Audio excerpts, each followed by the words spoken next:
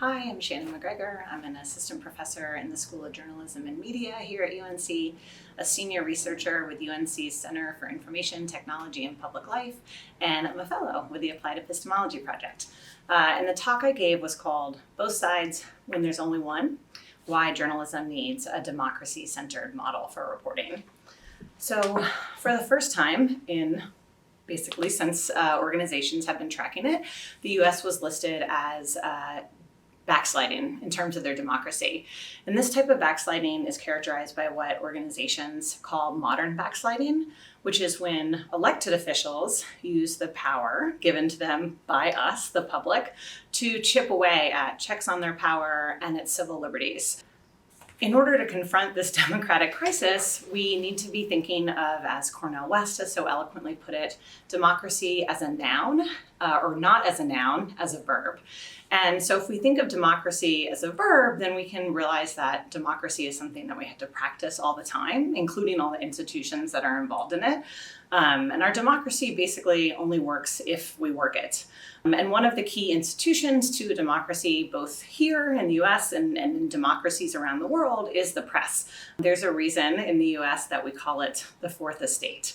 And certainly all journalists would say, but Shannon, of course we support democracy. All of our journalism is democracy-centered.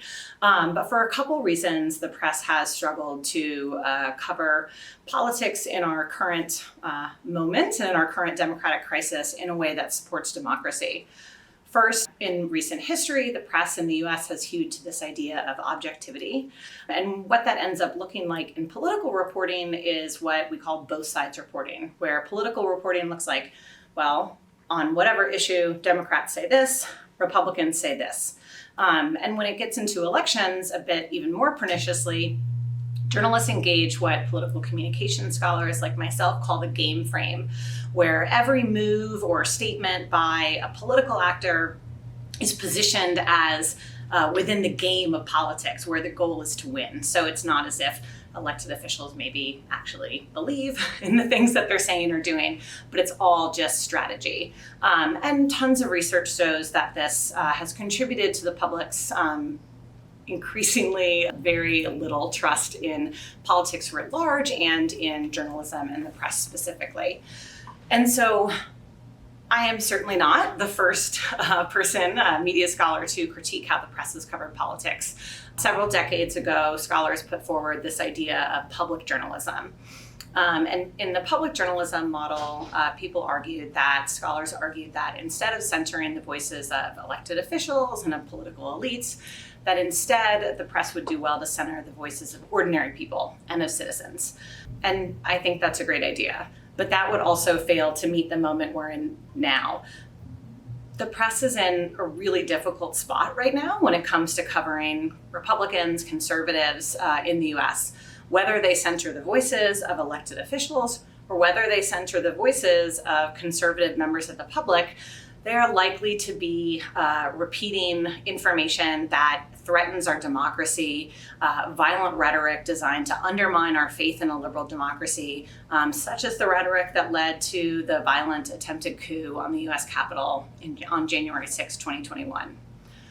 So instead, I propose this democracy-centered model of journalism. So what would that look like?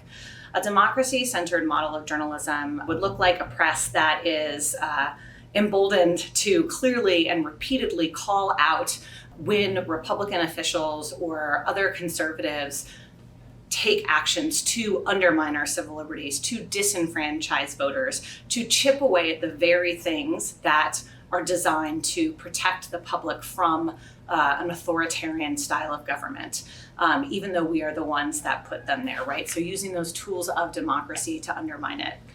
A democracy-centered model of the press would also look like the press calling things what they are, calling extremism, extremism, calling a liberalism.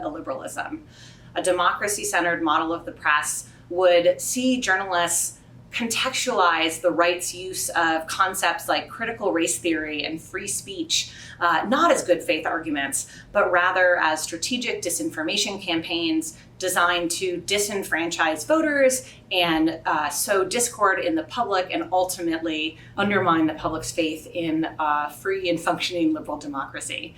Related to this, it would look like the press not centering so much the idea of polarization, which has also been weaponized by those on the right. With my colleague here at UNC, Daniel Kreis, we have recently argued that polarization should not necessarily be a primary concern in the public mind, among journalists, and even among academics.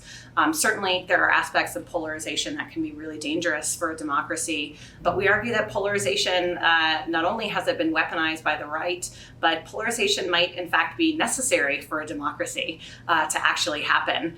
So for example, the right has sort of weaponized this idea of polarization, calling the movement for racial justice, typified by the Black Lives Matter movement, as a polarizing movement.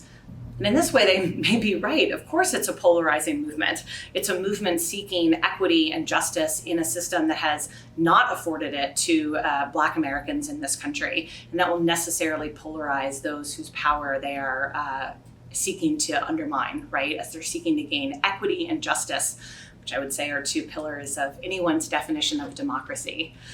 And so finally, a democracy-centered model of journalism would also understand that we are no longer necessarily in this, although idealized, informational world where citizens get information, make rational choices about it, and then go act, right, politically, whether it's voting or otherwise. That the heart of most political communication from political actors is about identity.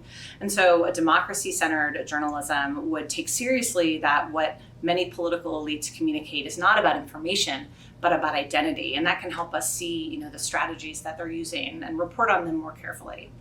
I would just wrap by saying that the erosion of our politics in the US is going to continue to hide in plain sight unless the American media can clearly report on attempts by the Republican Party to assault our election, not as mere partisan gamesmanship, but as an attack on a democracy, one that is motivated by powerful ideas of identity, and that's designed to hold on to political and social power that, were it not for their manipulations of the media and the electoral processes, fall away as our nation embraces a truly multiracial liberal democracy.